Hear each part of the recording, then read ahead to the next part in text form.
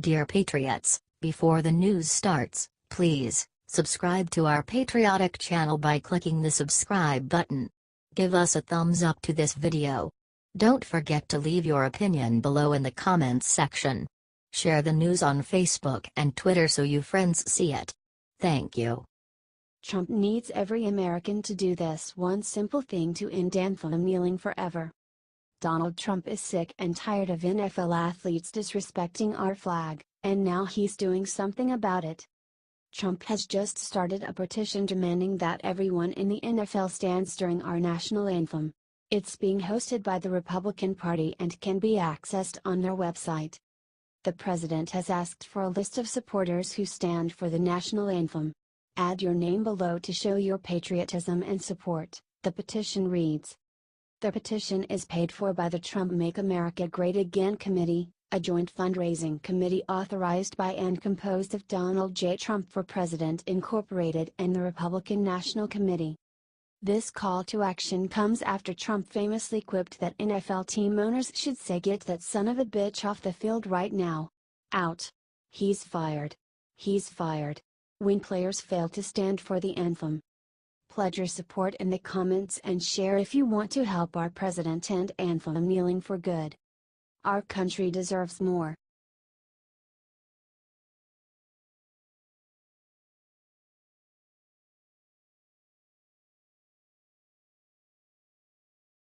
Trump just dropped a giant truth bomb on Frederica Wilson and Democrats are freaking out. U.S. Congresswoman Frederica Wilson made headlines this week when she began a war of words with President Trump, claiming that he made an insensitive phone call to a soldier's widow after the man was killed in action in Niger. The White House and President Trump denied the claims, with White House Chief of Staff John Kelly giving an emotional speech denouncing Wilson, saying he was stunned that she had listened into the conversation. Wilson then called Kelly racist and said that the White House was full of white supremacists. President Trump issued another smackdown Saturday morning, telling the world the cold hard truth about Wilson: she is the reason the Democrats cannot win. Looks like Wilson also earned herself a famous Trump nickname, Wacky Wilson. Given her famous hat choices, it seems fitting. Wilson's divisiveness and her immediately making President Trump's defensiveness about race is typical of Democrats. Many Democrats choose to pick apart small details, or even made-up stories, about the president instead of focusing on actually governing the country. Oh well, luckily President Trump has social media to bring his messages directly to the people, and call out those who only ever criticize. Love Trump? Share it out, patriots. H.T. Washington Examiner.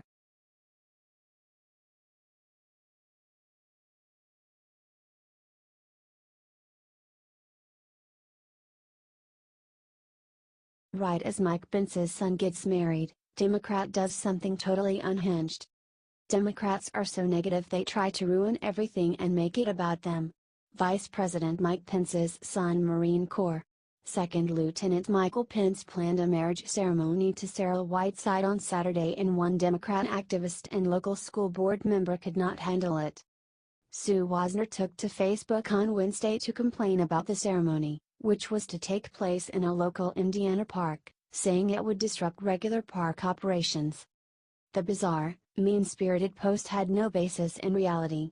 The ceremony was to be extremely small and private, and the park's property manager stated, "The fact that the vice president will be here will not impact our regular visitors." Michael Pence and Sarah Whiteside were married in December of last year during a legal ceremony, which would accommodate the Marines' travel schedule. The event Saturday will be a ceremonial celebration of their nuptials. Advertisement. Mike Pence's daughter, Charlotte Pence, posted a picture of the happy couple during their legal ceremony last year. Sarah Windsor has still not deleted her original Facebook post. "The Democrats can be mean-spirited all they want, but we are going to stay positive, share this story, and wish the happy couple a wonderful ceremony and a long, loving marriage." H.T. Washington Examiner.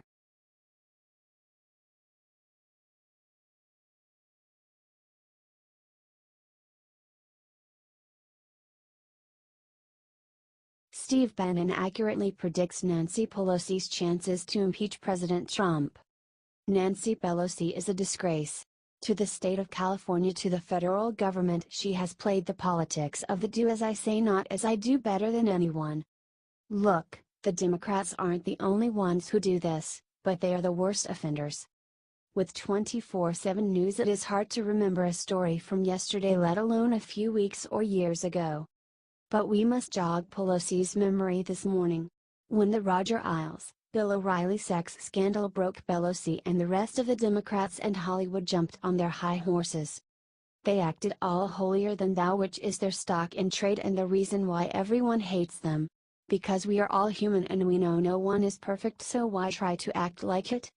The Weinstein happened and they were exposed as the worst kind of hypocrites, and we hated them even more.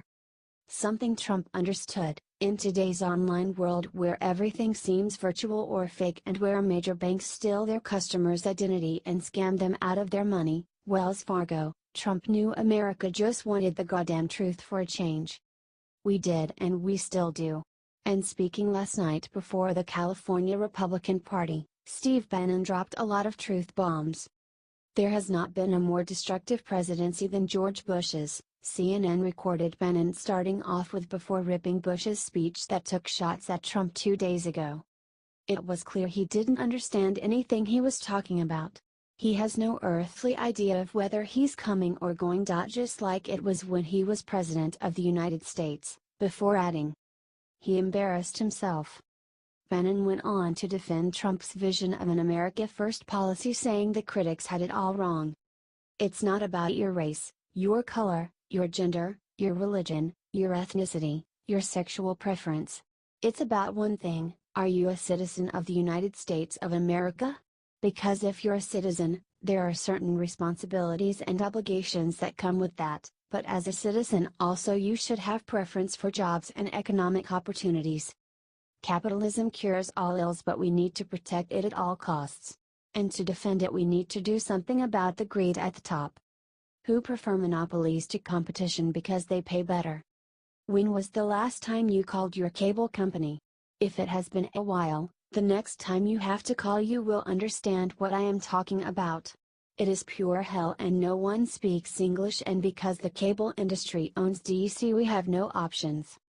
The permanent political class that runs this country is one of the great dangers that we face in this country, Bannon continued before giving a recipe for success. If you have the wisdom, the strength, the tenacity to hold that coalition, that Trump won with, together, we will govern for 50 to 75 years. Then he got serious. Look, midterm elections are always a bloodbath for the sitting president. Always. Bannon knows this, and he knows if Pelosi flips less than 30 seats she will be Speaker of the House and she will immediately call for Trump's impeachment. If you doubt she would do this, you are not paying attention. Even if the Senate won't vote to impeach, it is a major distraction, so it is imperative the GOP keep the House. And that is when Bannon made his accurate prediction of Pelosi's chances to impeach Trump. He said the Democrats are blowing their golden opportunity by going too far to the left. The good fools are going to drag the party so far to the left that we are going to hold those districts. And Nancy Pelosi is not going to get the chance to impeach the President of the United States. Correct. You have zero chance to impeach him, Pelosi. Get used to it for the next 8 years.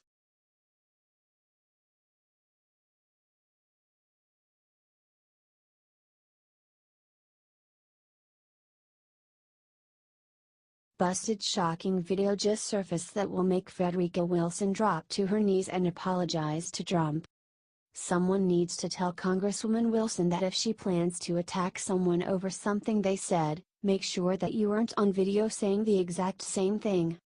Last week, Frederica Wilson hit a new low for Democrats and criticized President Trump over a condolence call made to the widow of a fallen soldier. When President Trump called the widow of Sergeant Law David T. Johnson to tell her he was sorry for her loss, Congresswoman Wilson was eagerly listening in. Afterwards, Wilson made one of the most disgusting political decisions in history and reported her account of the phone call to CNN. Wilson claimed President Trump basically told Mrs. Johnson that her husband knew what he was getting into. Wilson went on to say, "For the president to say that this young man signed up for his own death is so insensitive." I guess Frederica Wilson forgot that she said the exact same thing when she spoke about the death of 2 FBI agents. This just proves that Frederica Wilson is a hypocrite and a fraud. It looks like someone owes our president a huge apology. Watch the video below.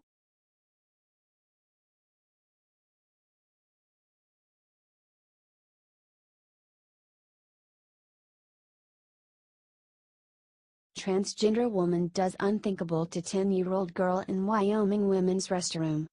This is breaking across the news desk and it's very sad. A transgender woman was just found guilty of sexually assaulting a 10-year-old girl in a bathroom. She will face 70 years in jail. Her name is Michelle Martinez, previously known as Miguel. She was just convicted on first and second-degree sexual abuse on Wednesday. According to police, Martinez touched the girl on genitalia and then raped her. Martinez was a friend of the girl's family. The girl went to the police and cried and said it hurt inside.